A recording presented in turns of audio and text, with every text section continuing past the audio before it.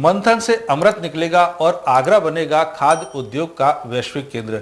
यह कहना है केंद्रीय राज्य मंत्री प्रोफेसर एसपी सिंह बघेल का, जो फूड एक्सपो एंड कॉन्क्लेव 2025 में 3000 से भी ज्यादा व्यापारियों को संबोधित कर रहे थे। कार्यक्रम का शुभारंभ केंद्रीय राज्य मंत्री प्रोफेसर एसपी सिंह बघेल ने किया और पहले दिन खाद्य सुरक्षा और स्वच्छता आदि विषयों पर चर्चा की गई। Agra, make in Agra, made in Agra, खाद्य संबंधी उत्पाद फूड एक्सपो एक्सपोर्ट्स का आज यहाँ पर एक एक्सपो लगा है, जिसमें आगरा के उत्पाद अथवा आगरा के आसपास के जिनको लेआउट किया गया है। लोकल एमपी होने के बावजूद मुझे भी बहुत कई प्रोडक्ट्स के बारे में ज्ञान प्राप्त हुआ है, जिनका मैं नाम सुना करता था अथवा जिनको घर में उपयोग किया जाता था, लेकिन पता नहीं था कि ये आगरा के ही निर्मित हैं। तो मैं एमएसएमई को, इनके चेयरमैन को, जो आज की आयोजन समिति है, बधाई देना चाहूँगा कि एक छत के नीचे आगरा के बेहतरीन खाद्य संबंधी उत्पाद, चाहे वो मसाले हों या स्वीट्स का हो या दूध, पनीर, चीज़ के मामले में हो या ऑयल आदि आदि आदि आदि विभिन्न चीज़ें, नमकीन हो, मिठाई हो, चॉकलेट्स हों, के बारे में बहुत शानदार उत्पाद हैं हमारे। मैं कामना करता हूँ भारत सरकार के अधिकारी भी हैं, 3 दिन में कई नीति निर्धारक लोग आएंगे जो इनके वेलफेयर के लिए कुछ ना कुछ नियमों में परिवर्तन करेंगे अथवा कुछ कानून बनाएंगे। और अब देश की खुशहाली का रास्ता खाली खेत खलिहान से नहीं जाता है, अब देश की खुशहाली का रास्ता एमएसएमई होकर के जाता है। लोग अपने स्वास्थ्य के लिए बहुत जागरूक हैं, तो हमें नेचुरल फार्मिंग बल्कि ऑर्गेनिक की जगह आप भी प्राकृतिक खेती को ज़्यादा ध्यान दो। ऑर्गेनिक के है, लेकिन कुछ राज्यों के अनुभव, कुछ देशों के अनुभव है कि हाँ, तो नेचुरल खेती लोगों को मैं कहूँगा ड्रिप इरिगेशन, स्प्रिंकलर, किसान अपनी आय को दोगुना करना चाहता है तो उन्नत किस्म का पशुपालन, मछली पालन, मुर्गी पालन, बकरी पालन, सुअर पालन, फूलों की खेती, फलों की खेती, औषधि खेती, ड्रिप इरिगेशन का इस्तेमाल, स्प्रिंकलर इरिगेशन का इस्तेमाल, नैनो यूरिया, नैनो डीएपी के साथ साथ ऑर्गेनिक फार्मिंग पर और नेचुरल फार्मिंग पर ध्यान दें, क्योंकि पैदावार कम हो सकती है लेकिन भाव अच्छे मिलते हैं, क्योंकि देश से गरीबी हट रही है। 25 करोड़ लोग मोदी जी के कार्यकाल में गरीबी रेखा से ऊपर आ गए हैं। वो कॉन्क्लेव का उद्घाटन है 22, 23, 24 जून 2025 को यहाँ जेपी में होने जा रहा है। बड़े सौभाग्य की बात है, फूड प्रोसेसिंग की पूरे देश में बहुत संभावना है, विशेषकर उत्तर प्रदेश में। उत्तर प्रदेश में जितना कृषि उत्पाद पैदा होता है उसका करीब 15% कृषि उत्पाद, 20% वह बेकार हो जाता है। अगर फूड प्रोसेसिंग की इंडस्ट्रीज लग जाएं तो किसानों को भी लाभ होगा, देश को भी लाभ होगा और उद्यमियों को भी लाभ होगा। इस संभावनाओं को देखते हुए आगरा में और आगरा की इस धरती पर, जिसमें मसालों का, पेठे का, तमाम तरह के फूड प्रोसेसिंग के प्लांट हैं, अब ये पूरे देश भर में छाएंगे। और मुझे पूरा विश्वास है इस फूड एक्सपो से पूरे देश के अंदर उत्तर प्रदेश अपना स्थान और बढ़ाएगा, नए नए आइटम आएंगे और नई नई चीज़ें बनेंगी। पूरे देश भर से लोग यहाँ भ्रमण के लिए आ रहे हैं। सबको बहुत बहुत शुभकामनाएं। मेरे ख्याल से एक बहुत बड़ा हर्ष का विषय है कि आगरा में फूड प्रोसेसिंग इंडस्ट्री की एक इतनी बड़ी एग्जीबिशन लगा रही है। ये एक ऐसा सेक्टर है जिसमें असीमित संभावना, हर घर से एक ब्रांड निकल सकता है।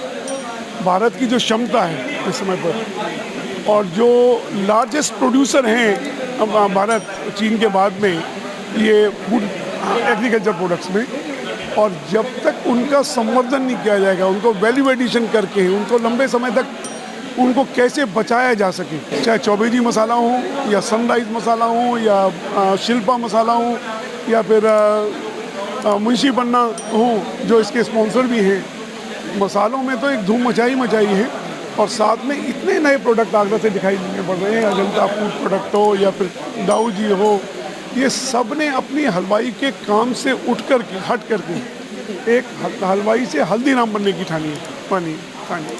ये मुझे लगता है कि ऐसे अगर प्रयास होते रहेंगे, 3 दिन तक ये इस एग्जीबिशन में मनन होगा।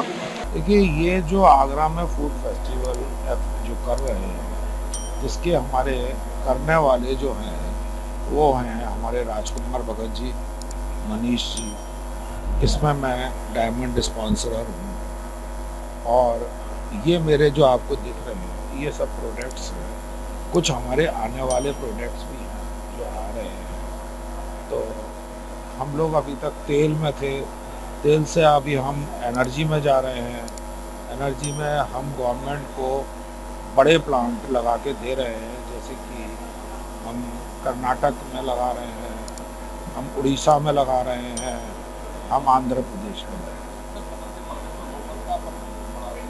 देखिए, गुणवत्ता वाली बात जो आप पूछ रहे हैं, हम जो तेल बनाते हैं, मुझे ये नहीं कहना चाहिए कि मैं सबसे बढ़िया बनाता हूँ, क्योंकि सबसे बढ़िया की कोई परिभाषा नहीं। बाकी रह गई इस बात की, तो हम 0 एरर वाला तेल बनाते हैं, जिसके अंदर किसी भी तरह की एडल्ट्रेशन कोई साबित कर ही नहीं सकता। ये बहुत बड़ा एक फूड एक्सपो है और उत्तर प्रदेश में पहली बार इस तरीके का आयोजन फूड एक्सपो को लेके खाद्य प्रसंस्करण के सभी मैन्युफैक्चरर्सों ने अपने सहयोग से और अपना अनुदान इसमें रख के ये फूड एक्सपो किया है, और जो कि एक B2B कॉन्क्लेव है।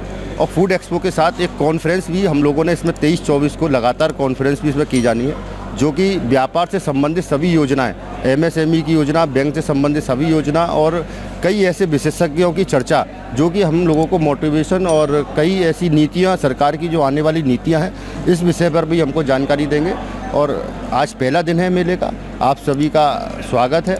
आप सभी आइए और देखिए, और जिस तरीके से कार्यक्रम चल रहा है, और आगे हम इस तरीके के और आयोजन को भी और आगे निरंतर करते रहेंगे। ये हमारा 3 दिन का फूड एक्सपो जो कि JP पैलेस होटल में आज से शुरू हो गया विधिवत, इसका उद्घाटन हमारे आगरा के माननीय सांसद SP सिंह बघेल जी ने किया है, और इसकी विधिवत शुरुआत अभी हुई है, जिसमें कि हमारे एग्जीबिटर्स के अलावा यहाँ पे विजिटर्स आ रहे हैं। आगरा मंडल के आसपास NCR से लोग आ रहे हैं। सभी प्रोडक्ट्स को सभी ने बहुत अच्छे से अपनी मेहनत से स्टॉल्स को डिस्प्ले किया है, सबको बहुत पसंद आ रहा है। इसके अलावा तीनों दिन यहाँ पे एक्सपर्ट्स आने वाले हैं, जिनके भी फूड के बारे में जो कि सब्सिडीज़ हैं या कोई अमेंडमेंट्स हैं, वो सब जानकारियाँ देंगे। सेशंस होंगे टाइम टू टाइम तीनों दिन। भारत सरकार के अधिकारी, राज्य सरकार के अधिकारी, उसके अलावा खाद्य विभाग से भी लोग, सारे एक्सपर्ट सभी लोग आ रहे हैं, जो कि हमें सब जानकारियाँ देंगे, गाइड करेंगे कैसे हम लोग अपनी चीज़ों को इम्प्रूव कर सकते हैं, अपने प्रोडक्ट्स की शेल्फ लाइफ को बढ़ा सकते हैं, और टाइम टू टाइम जो भी चेंजेस होते हैं एक्ट में, उसको हम लागू कर सकते हैं। देखिए, हम एक ही चीज़ के ऊपर लेके चलते हैं चीज़ों को, गुणवत्ता और शुद्धता। जैसे कि हमारे प्रधानमंत्री जी भी कहते हैं आजकल मोटे अनाज का चलन होना चाहिए, चना लोगों को अपनाना चाहिए, जौ, ज्वार, ये सब चीज़ें अपनानी चाहिए। उसी चीज़ को लेके हम एक प्रोडक्ट लेके आए हैं, सत्तू, जो एक पुराना, बहुत ही पुराना रामबाड़ था, वो लोग भूल गए, कोल्ड ड्रिंक में कन्वर्ट हो गए, लेमन सोडा में कन्वर्ट हो गए, पर हम अपनी आधुनिक चीज़ें, जो पुरानी चीज़ें हैं गुणवत्ता वाली, उनको भूलते जा रहे हैं। इसीलिए हम एक प्रोडक्ट लेके आए हैं सत्तू, जिसमें गेहूँ, चना, जौ, सोयाबीन, ये चारों चीज़ें हम रोस्ट करके उसको बनाते हैं, जिससे कि क्या, गर्मियों के टाइम में जैसा आपको लगता है कि हमें भूख नहीं लग रही है, आदमी रोटी नहीं खाता है, तो रोटी के फॉर्म में, लिक्विड फॉर्म में उसको लेता है, तो उससे कि उसको उतनी प्रोटीन्स, उतने कार्बोहाइड्रेट, उतनी जिसको बॉडी को चाहिए न्यूट्रिएंट्स, वो सब अवेलेबल रहते हैं इसमें। और एक हैवी ड्रिंक है, 6 से 7 घंटे आप इसको आराम से डाइजेस्ट कर सकते हैं, कोई दिक्कत की बात नहीं रहती है इसमें। बिल्कुल 100% गर्मी में बहुत फ़ायदेमंद है, मोटे अनाज से बनाया हुआ है, और शुद्धता का ध्यान रखा गया है इसमें। वेरी लाइट है, ईजी टू यूज़ है, बस इंस्टेंट है, पानी डाला, घोला, बना दिया, तैयार।